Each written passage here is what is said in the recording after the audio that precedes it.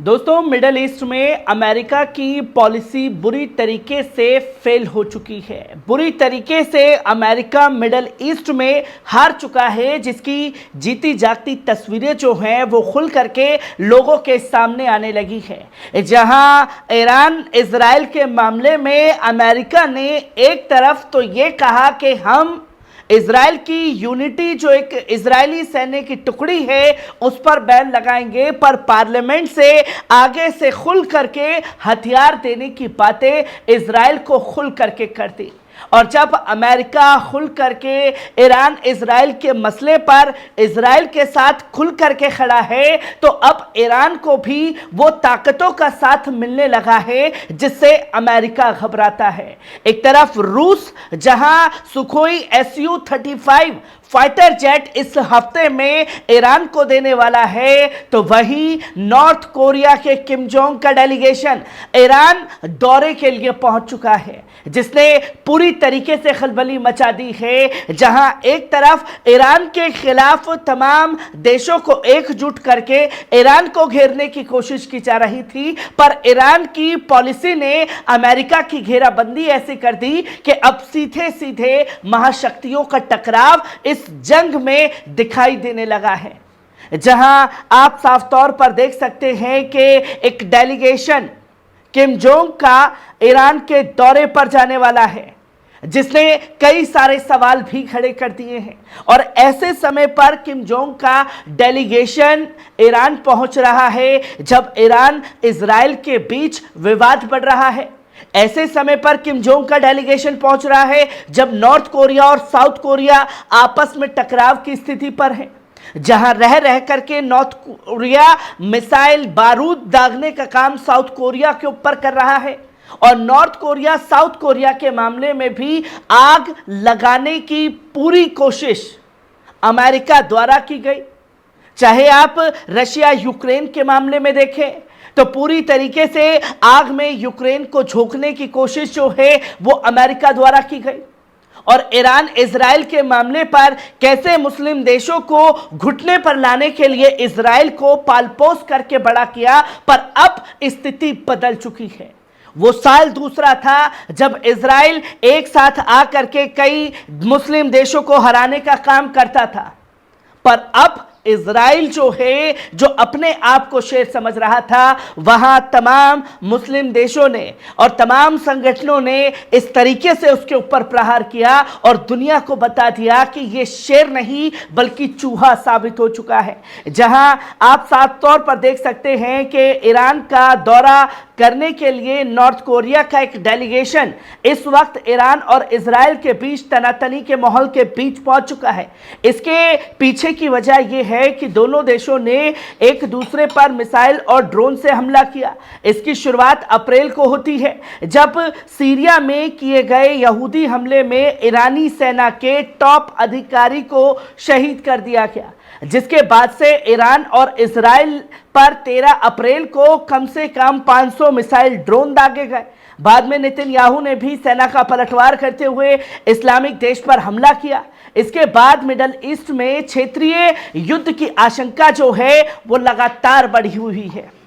और रॉयटर्स की रिपोर्ट के मुताबिक अंतर्राष्ट्रीय व्यापार के लिए कैबिनेट मंत्री के नेतृत्व में मंत्रियों का एक समूह इस्लामिक देश का दौरा करने वाला है, जहां किम जोंग के नेताओं का दौरा कई तरह से सवाल भी खड़े कर रहा है। जहां नॉर्थ कोरिया वही देश है जिसने रूस को यूक्रेन के खिलाफ हथियारों की सप्लाई की। इसके वजह से आशंका यह भी जताई जा रही है कहीं ना कहीं ईरान नॉर्थ कोरिया के साथ हथियारों की डील भी कर सकता है, जिसका इस्तेमाल वो इजराइल के खिलाफ युद्ध में करेगा। यहां नॉर्थ कोरिया का डेलीगेशन सिर्फ पहुंचा है, अमेरिका खुल करके अपने पार्लियामेंट में इजराइल को हथियार देने के लिए मोहर लगा देता है, बिल पास कर देता है, पर रूस ईरान को हथियार ना दे, नॉर्थ कोरिया ईरान को हथियार ना दे, जिसके चलते ईरान के ऊपर गाज गिराई जा सके। और ईरान ने इतने सालों में बैन होने के बावजूद अपनी पावर को ऐसा बना दिया है कि सुपर पावर भी घबराने लगा है। अब ऐसे में नॉर्थ कोरिया का डेलीगेशन पहुंचेगा तो यकीनन खलबली अमेरिका और इजराइल दोनों में है, क्योंकि नॉर्थ कोरिया वो देश है जो अपने दम पर साउथ कोरिया और नॉर्थ कोरिया के मामले में अमेरिका को लगातार ललकार रहा है। जहां अमेरिका और नॉर्थ कोरिया के बीच सीधा सीधा टकराव हो सकता है, पर अमेरिका सीधे जंग में कहीं भी कूदता नहीं है। वो हमेशा किसी का सहारा लेकर के जंग में कूदता है। रूस यूक्रेन के मामले में उसे रूस से भिड़ना था तो यूक्रेन का सहारा लिया गया। उसे मुस्लिम देशों पर अपनी छाप छोड़नी थी तो इजराइल को इस्तेमाल किया जा रहा है। तो वही नॉर्थ और साउथ कोरिया के मामले में भी वो साउथ कोरिया को सपोर्ट कर रहा है। चीन ताइवान के मामले में वो ताइवान में अपने सैनिक को तैनात करके माहौल गरमाने की कोशिश करता है, जिसका जवाब अब बखूबी अमेरिका को भी मिलने लगा है। और हथियारों की डील ईरान से होती है तो यकीनन एक युद्ध जो सिर्फ युद्ध में तब्दील है वो बहुत जल्द महायुद्ध में भी तब्दील हो जाएगा। और सिर्फ यही ईरान और इजराइल का मामला नहीं गरमाया हुआ दोस्तों, मामला खास तौर पर गरमाया हुआ है साउथ कोरिया का भी, जहां नॉर्थ कोरिया ने पहली न्यूक्लियर काउंटर अटैक ड्रिल बढ़ा सकता है तनाव, जहां वो अपनी पहली न्यूक्लियर ड्रिल जो है वो करने जा रहा है और अमेरिका को साफ तौर पर धमकी दी है कि अगर कोई हमें रोकने की कोशिश करेगा तो हम उसको भी नहीं बख्शेंगे, हम उसके ऊपर भी करारे प्रहार करेंगे।